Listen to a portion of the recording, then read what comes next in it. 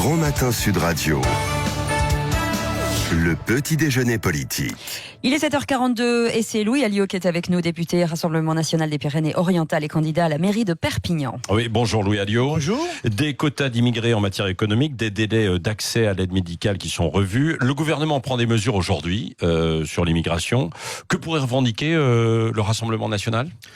Non, parce qu'on est habitué avec ce gouvernement. Il y a une petite hésitation dans le nom. Non, pas du tout. Mais vous savez, on est habitué. Collomb avait fait pratiquement les mêmes. Ouais. D'une autre manière, au moment où il avait défendu sa loi à l'Assemblée. Et on s'est rendu compte que sa majorité était tellement divisée sur le sujet que rien n'avancera. Et le gouvernement pourra prendre toutes les mesures qu'il veut. Il faudra que ça passe d'abord devant l'Assemblée. Et je ne suis pas persuadé que devant l'Assemblée nationale, ces mesures finissent par passer, parce que... Il y a la majorité. Oui, non, mais une majorité très divisée et très à gauche sur le sujet. Et c'est le genre de débat qui commence par des effets d'annonce, et qui se termine dans une espèce de cacophonie générale, parce que à partir de maintenant, les ligues de vertu, les associations antiracistes professionnelles vont se mettre en marche, c'est le cas de le dire, et vont contraindre, ou en tout cas limiter les effets de mesures sur l'immigration qui auraient été souhaitables. Je pense notamment à la fin de l'AME et à l'arrêt total de l'immigration. Voilà. Mais malheureusement, on n'ira pas vers ça. Oui, on n'ira pas vers ça, mais c'est quand même un pas. C'est-à-dire qu'Emmanuel Macron, beaucoup se plaignent qu'il ne passe pas aux actes. Là, il passe aux actes. Mais quand même, on voit bien que on va voir si évidemment ces mesures vont aboutir, comme vous le dites, mais quand même. Non, mais on en discutera. Mais encore une fois, moi, je n'y crois plus. Il est dans un plan de communication. Il est dans la virtualité. Voilà. Il parle pour se refaire, j'allais dire, la cerise sur un certain nombre de domaines. Là, pour le coup, il a effacé le Parti Socialiste, il a effacé LR, et il tente, par cette manœuvre que je trouve, moi, particulièrement maladroite, de porter le débat sur l'immigration qu'il ne réglera pas. Parce que le débat sur l'immigration, il n'y a que nous qui le réglerons. Parce qu'il faut avoir du courage, il faut avoir l'antériorité de l'étude de la chose, et puis surtout, il faut faire le bon constat, le bon diagnostic, et je pense que nous l'avons fait depuis longtemps. Oui, hier vous étiez aux côtés de Marine Le Pen à l'Assemblée nationale, quand il y a eu la question de Marine Le Pen, enfin une question qui rassemblait plusieurs thèmes à Édouard Philippe, et le Premier ministre a ciblé le Rassemblement national comme principal adversaire pour 2022. C'était dit entre les lignes et quasiment directement. C'est une forme de stratégie qui vous convient, ça, finalement ? C'est la réalité du terrain. Encore une fois, moi, très honnêtement, moi, à Perpignan, sur le terrain aujourd'hui, le Parti Socialiste a disparu. Je ne sais pas où ils sont. Et les LR sont dans une très grande difficulté. Bon, et les En Marche n'ont pas de militants. Apparemment, ils ont encore des électeurs dans les sondages. Mais on voit bien qu'aujourd'hui, il n'y a pratiquement plus personne et qu'effectivement, deux blocs s'affrontent, ce que l'on peut appeler les mondialistes, et c'est toute la politique de M. Macron avec toutes ces injustices. Il se nomme progressiste. Oui, d'accord. Et ces inégalités. Et puis, il y a le bloc, j'allais dire, que nous représentons, des patriotes, des nationaux, de ceux qui veulent d'abord privilégier le cadre national avant d'ouvrir les frontières aux 80 en matière d'économie ou d'immigration. Mais alors, est-ce que vous êtes quand même favorable, vous, à ces quotas d'immigration en matière économique ? Mais nous, on était, pendant la campagne présidentielle, sur un quota de 10 000, c'est-à-dire le solde qu'il pourrait y avoir entre les arrivées et les départs, et une main-d'œuvre dont on pourrait avoir besoin.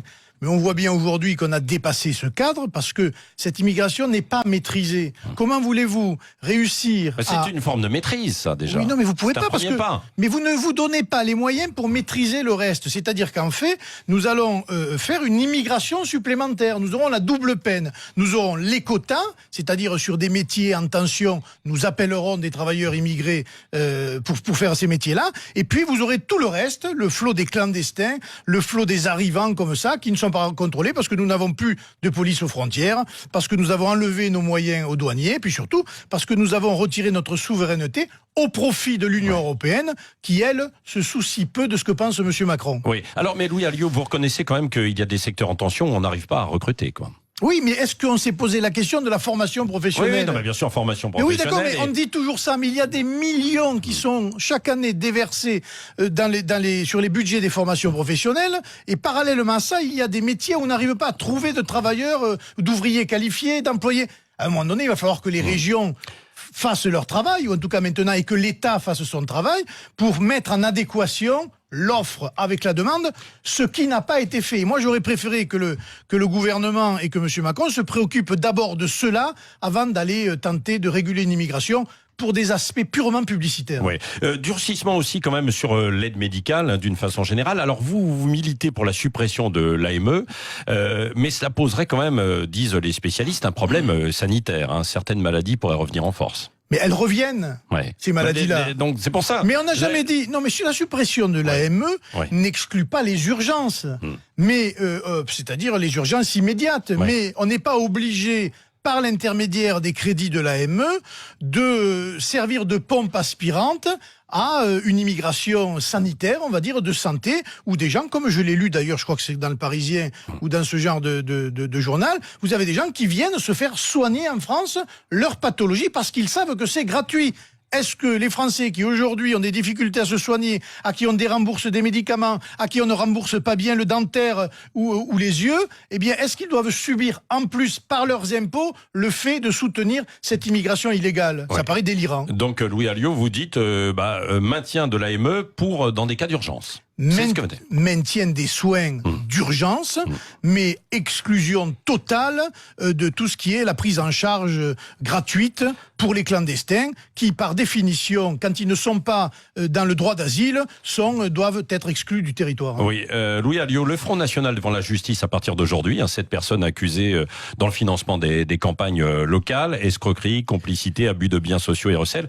Vous, l'avocat de métier, quelle défense vous auriez face à de tels faits ? Je pense qu'après avoir lu un certain nombre de documents, les magistrats ne connaissent pas bien la chose électorale, qui est bien particulière, et qu'on va se rendre compte dans le déroulement de son procès que entre ce que croient les magistrats et la réalité de ce qui a été fait, eh bien, il y a un monde, si je puis dire, et ce monde-là, eh bien, il est couvert par des textes, il a été fait dans le respect des règles, et c'est là que, très honnêtement, moi-même... Alors, le respect des règles, c'est quand même un peu limite sur les montages, quoi. Quand on regarde, en fait, les kits de campagne uniquement... Quand j'étais candidat, moi, j'ai bénéficié de ces kits de campagne. Je peux vous dire qu'ils n'étaient pas surtarifés, pour une raison simple, c'est que quand... 16 000 euros, c'est ça ? C'est que quand moi, j'ai pris des imprimeurs locales pour des travaux similaires, c'était exactement le même prix. Voilà le genre de choses qu'on amènera à la Cour. Elle va bien se rendre compte qu'il n'y a pas eu surfacturation. Moi, je suis assez serein sur ce dossier-là. Oui. Bon, Marine Le Pen, elle a bénéficié d'un non-lieu. Hein. Elle n'était pas au courant. Voilà. Écoutez, elle est présidente du Rassemblement national.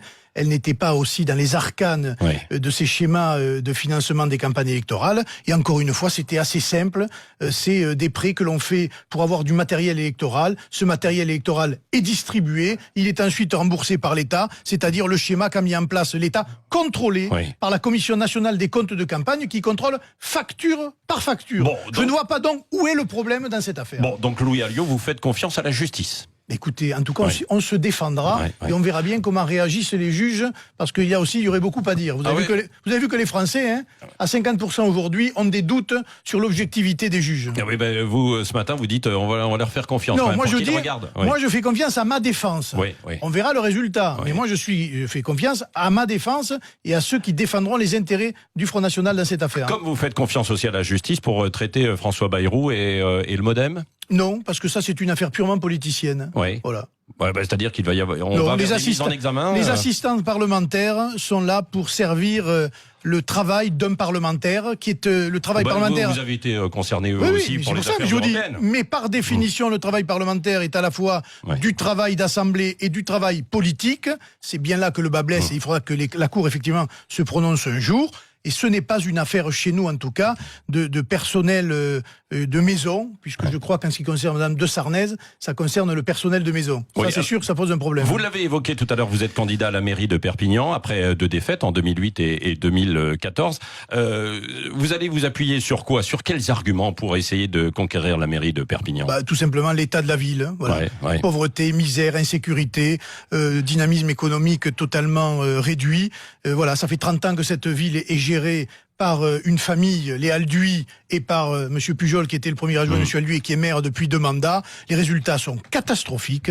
En face, il y a simple en fait à Perpignan. Non, c'est pas simple. Vous connaissez quoi le terrain, vous le voyez. Le département est à gauche, il en fait encore moins que la mairie. Les gens se retrouvent dans une misère morale, sanitaire, sociale absolument incroyable. Il faut sortir de cela. Vous savez, à un moment donné... non mais sortir comment alors? Vous avez une recette Il faut magique, faire sauter ce système-là. Il faut faire exploser la bulle. Cette bulle, elle a confisqué un certain nombre de secteurs, de pouvoirs.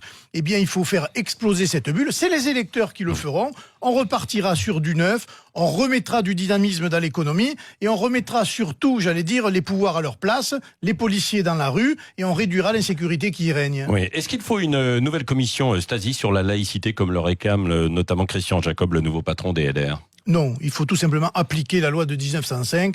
Les catholiques s'y sont pliés précisément en 1905. Les juifs se sont pliés pareillement à ce qu'on leur demandait au moment où Napoléon avait réuni le Grand Sanhédrin. Eh bien, c'est aussi aux autres religions de s'adapter aux lois de la République et à la Constitution française, et pas à la Constitution française et aux lois de la République d'être influencés par une religion. Le problème, il est là. Voilà. Maintenant, c'est pas à nous, j'allais dire républicains, à faire ce geste-là. C'est précisément aujourd'hui l'islam, une partie de l'islam qui pose problème, et c'est à eux de répondre. L'apostasie, le statut des femmes et des minorités, la place qu'il y a dans le débat pour défendre les intérêts étrangers, le financement de nations étrangères de l'islam de France.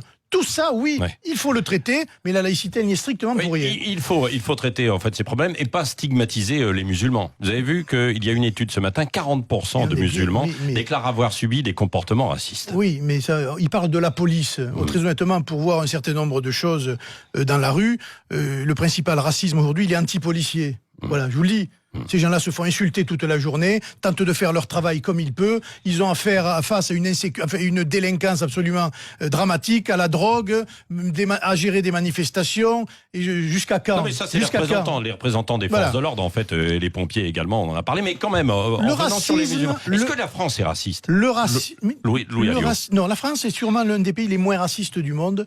Et je pense que le racisme, il est partout, dans tous les milieux, et qu'il est surtout, j'allais dire, diffus à toutes les catégories de la population. Voilà. Il n'est pas spécifiquement un racisme anti-musulman. En France, il concerne tout le monde, y compris le racisme anti-blanc dont personne ne veut parler, mais qui existe beaucoup dans certains quartiers. Et la preuve, écoutez, moi j'ai vu le fameux discours qu'il y a eu devant CNews qui attaquait Zemmour.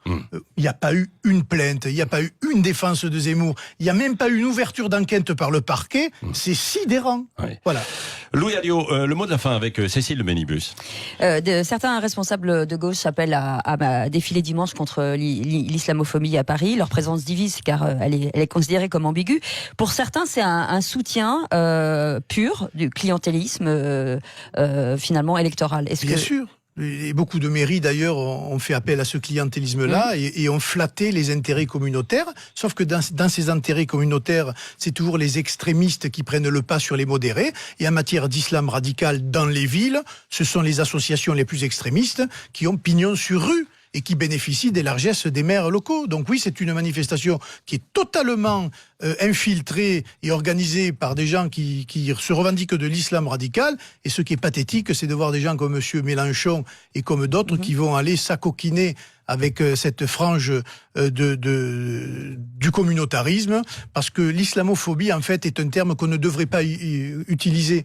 C'est un terme qui a été fabriqué pour qu'on ne puisse pas critiquer une religion. Nous sommes une république laïque, on a le droit de critiquer toutes les religions. L'islam n'est pas une religion supérieure aux autres. On doit avoir du respect pour les musulmans en tant qu'individus, mais on doit être totalement libre de critiquer l'islam quand on le veut, où on le veut, et sur des choses qui sont quand même très importantes et dont je parlais tout à l'heure, et qui ne sont pas réglées. Apostasie, statut des minorités, et un certain nombre d'autres choses. Donc du respect, c'est ce que vous dites, quoi. Exactement, du respect pour les musulmans également. Mais écoutez, bien sûr, mais, mais on croit que les musulmans vivent à part. Tout le monde a dans son entourage, dans ses équipes. Vous avez des amis évidemment, musulmans. j'ai même un élu.